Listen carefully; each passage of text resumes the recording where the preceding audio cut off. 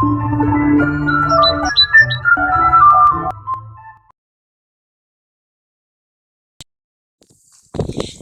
pour cette troisième vidéo qui était indispensable puisque la deuxième vidéo abordait le design en permaculture et il n'y a pas eu la moitié d'un chapitre sur la gestion de l'eau. Ça, on est d'accord, c'est impensable. Mais il y a tellement à dire que je souhaitais faire une vidéo spécialement dédiée à la gestion de l'eau. Donc c'est parti, la gestion de l'eau sur la forêt gargantuesque.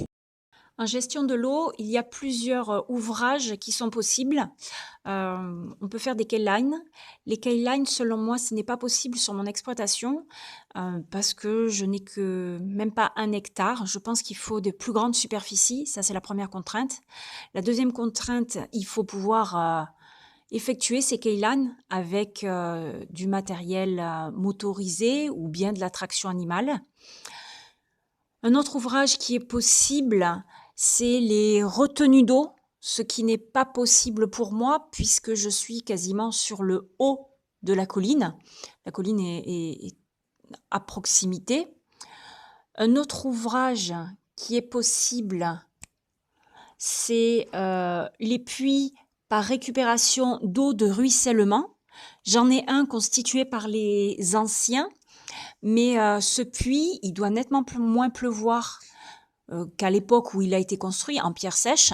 Il fait 2,30 m de profondeur parce que moi, ce puits de récupération des eaux de ruissellement par infiltration est à sec à partir du 5 mai jusqu'à là, on est fin septembre, il a plu 2 jours, enfin 2 nuits pleines et il est toujours pas plein. Même pas une petite flaque au fond. Donc c'est pour cette raison que j'ai opté, je n'ai pas non plus bien sûr de canaux d'irrigation, de rivières, de ruisseaux, j'ai rien de tout ça.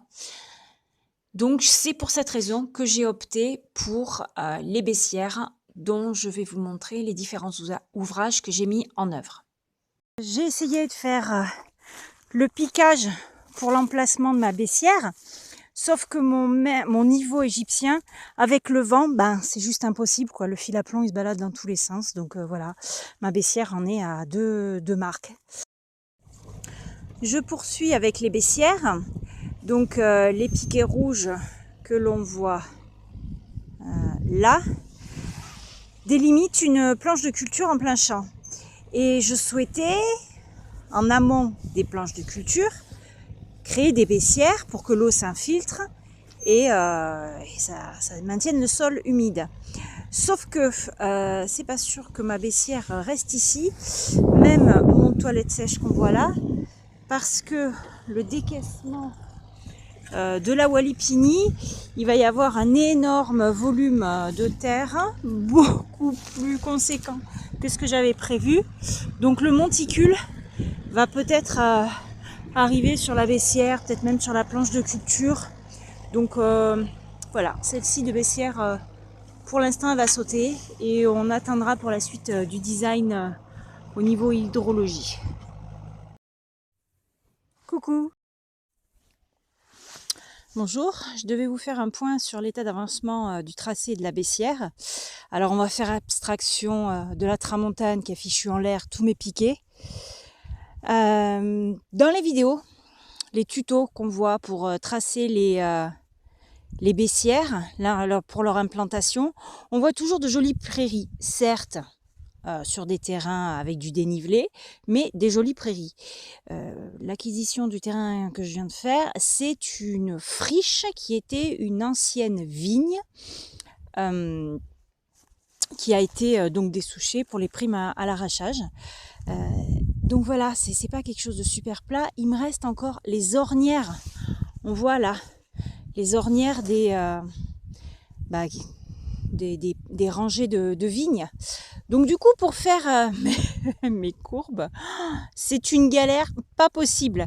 Et encore aujourd'hui, voilà, je viens les jours où il n'y a pas de tramontane, parce qu'avec la tramontane, vous vous rendez bien compte que le fil à plomb, c'est pas top. Donc ma baissière, j'en fais une, voilà. Finalement, elle va pas faire 150 mètres de long. On va dire que c'est un essai. On verra bien ce que ça donne parce qu'en plus de ça, l'implantation se fait sur une zone où les sourciers n'ont pas détecté un pet de flotte. Mais alors, rien de chez rien. Donc, ce qui va tomber du ciel va être vraiment le bienvenu. Donc voilà, deux, trois détails, mais qui quand même ont son importance. Pourquoi est-ce qu'on ne voit toujours que des implantations de baissières sur des jolies prairies? Des trucs bien sympas, bien lisses, avec de l'herbe à vache. Et ben voilà, parce que sinon, c'est super galère. On verra même si c'est possible et crédible ou pas. Et voici la baissière donc, que j'ai fini de piquer ce matin. Elle est terminée, donc ça fait une jolie courbe. Voilà, il n'y aura plus qu'à mettre un petit peu de terre dans le fond pour la végétaliser. Fin novembre, j'avais végétalisé la première baissière avec un mélange de légumineuses et de céréales. Les légumineuses sont très bien sorties, malgré que je n'ai au final mis aucune terre, aucun crottin. Par contre, les céréales ont eu un peu plus de mal. Nous sommes fin avril et j'ai fait faire une seconde baissière que je vais vous montrer de suite.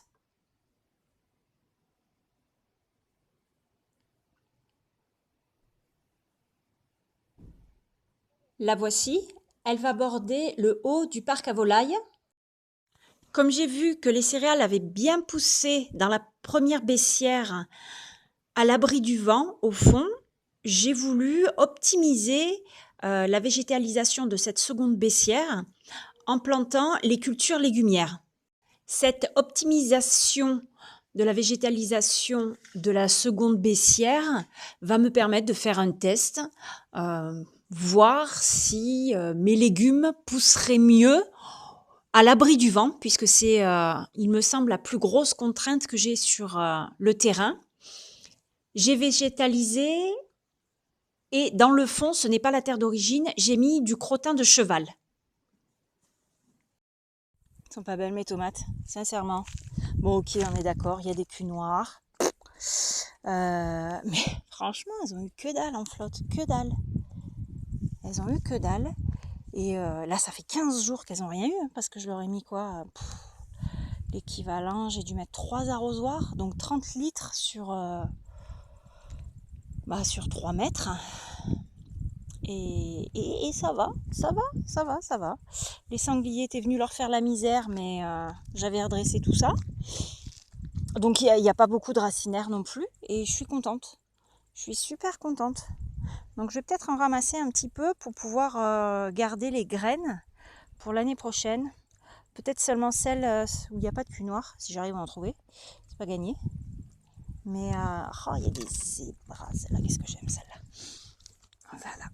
Ça c'est super bon ça. Donc ouais, je suis assez contente. Hein. J'ai fait une expérience et je pensais pas que ça donnerait ça. Je pensais vraiment pas. Je vais faire le point après 10 mois de création des 2 baissières. Je rappelle le principe de la baissière, c'est de permettre une meilleure infiltration dans les sols des eaux de ruissellement. J'avais suivi une formation à Permaterra avec Franck Chevalier où il nous avait expliqué que les baissières devaient être construites grâce à des calculs que je n'ai absolument pas suivis. Je suis désolée Franck, parce que je suis d'une part sur le haut de la colline quasiment, et d'autre part parce que la végétation a changé entre le moment où j'ai piqueté les baissières et maintenant, parce que j'ai énormément débroussaillé tous les épineux. Maintenant, il n'y a plus du tout la même végétation et selon la végétation, il y a un coefficient à appliquer qui permet de définir la profondeur et la largeur de la baissière. Au-delà de l'infiltration d'eau, permettent également aux arbres qui sont plantés à proximité d'être mieux irrigués de façon naturelle. Moi, j'avais prévu de planter et j'ai planté mes arbres sur le bas de ma baissière parce qu'ils doivent servir de clôture naturelle. Ce sont des arbres, des frênes que j'ai choisis pour les trogner et faire une clôture. Le souci, c'est que ces frênes ne sont absolument pas appropriés au climat trop sec. Un frêne, ça a besoin d'eau. J'ai relu mes notes que j'avais prises durant la formation de gestion de l'eau et je me suis rendu compte qu'en climat sec comme le mien, je dois planter les arbres au milieu de la baissière pour qu'ils prennent le plus d'eau possible. Je vous remercie d'avoir suivi cette troisième vidéo sur la gestion de l'eau, même si mon fils m'a fait remarquer que nous ne parlions pas beaucoup de la gestion de l'eau. Nous n'avons parlé que des baissières et de sa potentialité sur des terrains secs, comme c'est sur mon terrain à Monnet, exposé en plein vent. Ça a de très grandes vertus. J'espère que vous aurez saisi lesquelles. Et je vous invite pour cela à venir lors de l'après-midi, porte ouverte portant sur de l'agroforesterie, en partenariat, entre autres, avec le Jardin des Herbes Folles qui aura lieu le 1er octobre 2022. Vous pouvez bien évidemment liker la vidéo et vous abonner. D'autres vidéos arriveront par la suite. Merci beaucoup pour mon fils Tom, qui est le monteur et qui attend avec grande impatience vos likes.